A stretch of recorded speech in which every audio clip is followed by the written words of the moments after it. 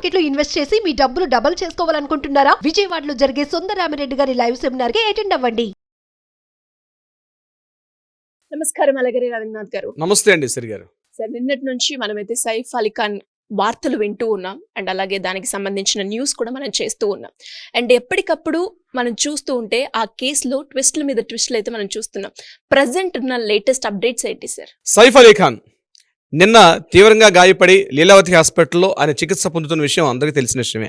అయితే ఇందులో భాగంగా ఎవరి దాడికి పాల్పడ్డారనే విషయం మీద నిన్న మధ్యాహ్నం తర్వాత పోలీసులు, అంటే బాంద్రా పోలీసు, ముఖ్యంగా ముంబై పోలీసులు ఒక ఫుటేజ్ రిలీజ్ చేశారు. అందులో ఎవరైతే ఈ అగంతకుడుగా పాల్పడ్డా, అంటే ఏ అగంతకుడు అంటే ఎవరైతే స్టేప్ చేసినటువంటి పర్సన్ ఎవరైతే ఉన్నారో ఆ పర్సన్ ఫైర్ సేఫ్టీ అంటే ఎమర్జెన్సీ ఏదైతే స్టేర్ కేసు ఉంటుందో ఆ ఎమర్జెన్సీ స్టేర్ కేసుని దిగుతూ మనం ఒక వీడియో ఫుటేజ్ కూడా మనకి చూసాం మనం. అందులో ఎవరైతే అగంతకుడు కనిపించాడో అంటే ఆయన మెట్లు దిగుతున్నాడు, ఒక జీన్ కలర్ అంటే బ్లాక్ కలర్ జీన్ వేసుకున్నాడు, బ్లాక్ కలర్ టీ షర్ట్ వేసుకొని ఒక స్కార్ఫ్ భుజం మీద వేసుకొని ఒక బ్యాగ్ కూడా తన హ్యాండ్ బ్యాగ్ ఒకటి పెట్టుకొని ఆయన మెట్లు దిగుతున్నటువంటి ఒక వీడియో ఫుటేజ్ మనం చూసాం. జస్ట్ ఒక సమ్ సెకండ్స్ ఉన్నటువంటి ఆ పర్సన్ వస్తూ కూడా సీసీ కెమెరా చూస్తున్నటువంటి ఆ ఫుటేజ్ మనం చూసాం. ఆ పర్సన్ ఎవరైతే కనిపించారో అంటే ముంబై పోలీసులు విడుదల చేసే ఆ ఫుటేజ్ ఎక్కడ ఉందని చెప్పి ఎంటైర్ ముంబై మహానగరం మొత్తం కూడా ఉన్న సీసీ ఫుటేజ్ మొత్తం కూడా నిన్న పోలీసు మొత్తం కూడా జల్లెడ పట్టడం అనేది జరిగింది. అందులో భాగంగా ఇప్పుడు అందిన తాజా వార్త ఏంటంటే ఆ ఎవరైతే అగంతకుడు, ఎవరైతే సైఫ్ అలీ ఖాన్ ఇంట్లో ఎవరైతే పార్టిసిపేట్ చేశాడో, ఈ దాడిలో ఎవరైతే పాల్పడ్డారుగా భావిస్తున్న ఆ వ్యక్తి ఎవరైతే అగంతకుడు అనుకుంటున్నామో ఆ అగంతకుడు ఇప్పుడు రీసెంట్గా మనకు అందిన వార్త ఏంటంటే బాంద్రా రైల్వే స్టేషన్లో అతను కనిపించాడు సీసీటీవీ ఫుటేజ్లో. ఆయన అక్కడ నుంచి వసాయ్ నుంచి నల్సాపుర వైపు వెళ్తున్నటువంటి ఆ రైల్వే స్టేషన్లో కనిపించాడు. బహుశా అతను వసాయ్ నుంచి నల్సాపుర స్టేషన్ వైపు వెళ్తున్నట్టుగా కనిపించడం జరిగింది. అంటే ఈయన బహుశా ఆ యాంగిల్లో చెక్ చేస్తాం. అంటే పోలీసుల దగ్గర ఇన్వెస్టిగేషన్ ఇంట్రాగేషన్ ఎలా ఉంటుందంటే pinch to pinch, hair line కూడా విడిచిపెట్టకుండా ప్రతిదీ కూడా వాళ్ళు ఇన్వెస్టిగేషన్ చేస్తారు. అసలు ముందుగా ఎఫ్ఐఆర్ నమోదైంది. ఎఫ్ఐఆర్ గురించి మనం మాట్లాడదాం, దాని గురించి కూడా మాట్లాడదాం మనం. ఎఫ్ఐఆర్ ప్రధానంగా ఎఫ్ఐఆర్ ఏంటంటే 311, 312 అంటే బిఎన్ఎస్ యాక్ట్ ప్రకారం 311 అంటే రాబరీ కింద చేశారు. 312 దేనికైతే ఆ రాబరీకి సంబంధించి ఒక పదునైన ఆయుధం వాడినట్టుగా మనకు కనిపిస్తుంది. అదేవిధంగా 331(6), 331(7), 331(8 ఇవన్నీ కూడా ట్రెస్ పాసింగ్ వీటికి సంబంధించినటువంటి సెక్షన్స్ కింద మాత్రమే ఎఫ్ఐఆర్ నమోదైంది.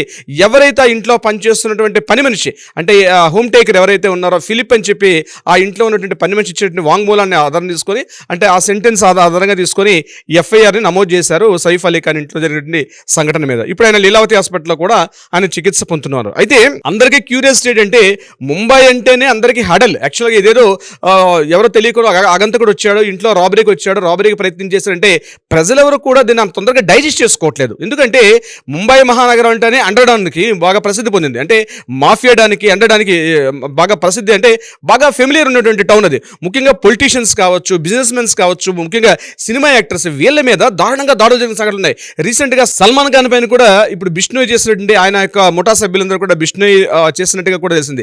అది కాకుండా రీసెంట్గా పొలిటీషియన్ బాబా సిద్దికి హత్య కూడా ముంబై మహానగరం జరిగింది. అటు సిద్దికి హత్య జరిగిన సంఘటన తర్వాత సల్మాన్ ఖాన్ అటాక్ జరగడం. అట్ ద సేమ్ టైం అంతకుముందు మనకి బాగా తెలుసు గుల్షన్ కుమార్ అని చెప్పి టీ సిరీస్ అధినేత, ఆ టైంలో ఒక సంఘటన జరిగింది ఒక 20 years బ్యాక్.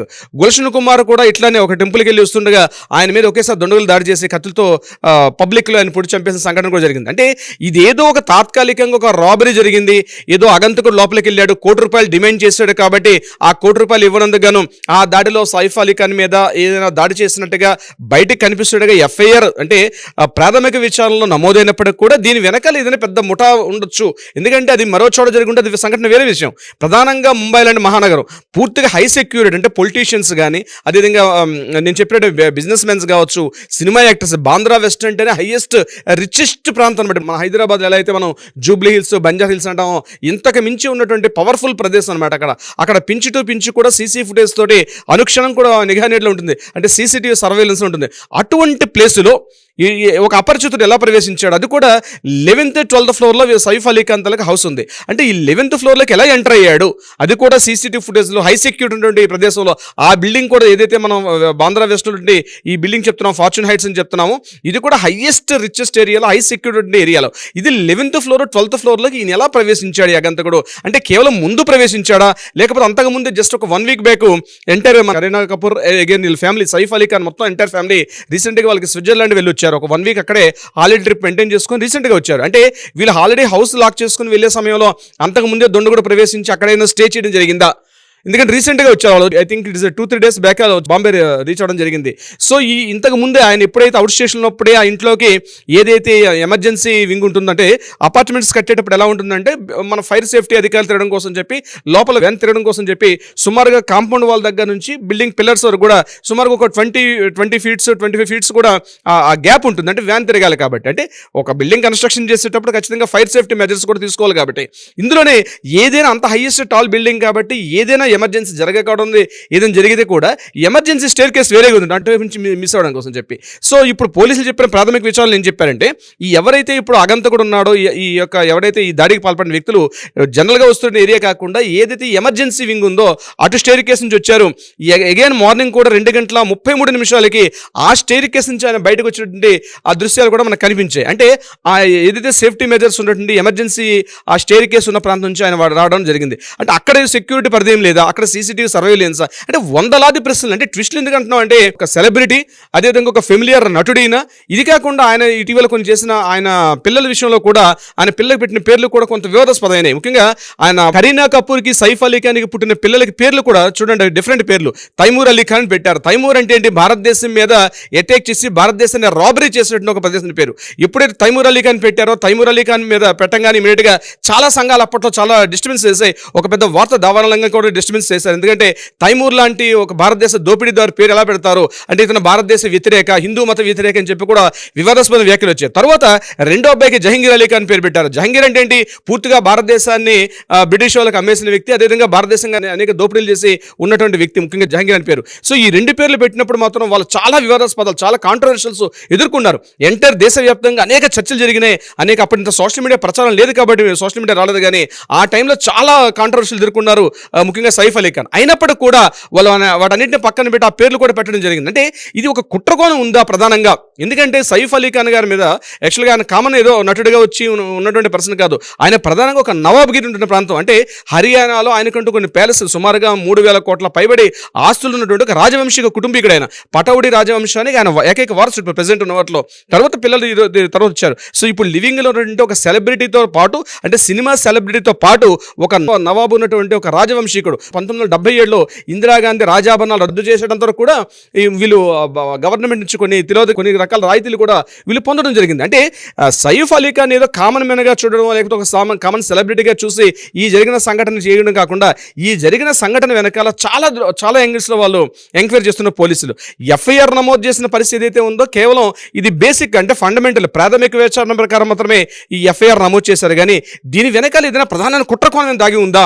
ఆ కుట్రకోణం కూడా ఏంటంటే మాఫియా డాన్స్. ఈ ఇటీవల కాలంలో 90లో 1990s ఆ టైంలో, ముఖ్యంగా ఆ టైంలో మనకి దావూద్ ఇబ్రహీం లాంటి మాఫియా డాన్స్, అండర్ డాన్స్ ప్రభావితంగా ఉన్నటువంటి ముంబై లాంటి అటువంటి దీనిలో గడిచిన ఒక దశాబ్ద కాలంలో చాలా తగ్గింది ఆ ప్రభావం. కానీ మరలా అటువంటిది ఏమైనా డెవలప్ అవుతుంది. మనం పోకిరి సినిమాలో చూసే ఉంటాం, ఒకసారి ఆ డైలాగులు కూడా ఉంటాయి, ముంబై లాంటి ప్రదేశం ఇప్పుడు ప్రశాంతంగా ఉంది, ఈ టైంలో దాని డిస్టర్బెన్స్ కొత్త వాళ్ళు వస్తున్నారని చెప్పి. అంటే ఇది కేవలం ఏదో దారిదోపిడి దొంగ, లేకపోతే అపరిచితుడు ఒక అగంతకుడు లోపలికి ప్రవేశించి ఏదో డబ్బుల కోసం ₹1 డిమాండ్ చేస్తూ సైఫ్ అలీ ఖాన్ ని పొడిచే యాంగిల్లో కాకుండా చాలా యాంగిల్స్ ఉంటాయి. అంటే ముంబైలో జరిగిన సంఘటన విషయం అంటేనే, ఎందుకంటే భారతదేశంలో హైయెస్ట్ రిచెస్ట్ ప్రాంతం, భారతదేశానికి ఒక వాణిజ్య కేంద్రం ముంబై లాంటి నగరం ఏరియాలో ఇది కూడా రిచెస్ట్ ప్లేస్. అది కూడా ఒక సెలబ్రిటీ, అతను హైయెస్ట్ సెలబ్రిటీ కూడా అంటే ఇది నాట్ ఓన్లీ ఫిల్మ్ ఇండస్ట్రీలో సెలబ్రిటీ కాకుండా ఆయన వ్యక్తిగతంగా కూడా కొన్ని వేల కోట్లకు అధిపతి అయిన, అంటే ప్రపంచవ్యాప్తంగా స్విట్జర్లాండ్ మొదలుకొని అనేక ప్రదేశాలు ఆయనకి చాలా ఆస్తులు కూడా ఉన్నాయి. అంటే ఇది కేవలం ఈ యాంగిల్లో కాకుండా కంప్లీట్గా మరొక వేరే దృక్కోణంలో కూడా చూస్తున్నారు. అయితే కంప్లీట్గా పోలీసులు ఏదైతే ఉన్నారో ఇండియన్ పోలీస్ వ్యవస్థ మాత్రం 100% మాత్రం హైలీ టాలెంటెడ్ పర్సన్స్ కూడా ఉన్నారు దీనికి సంబంధించి.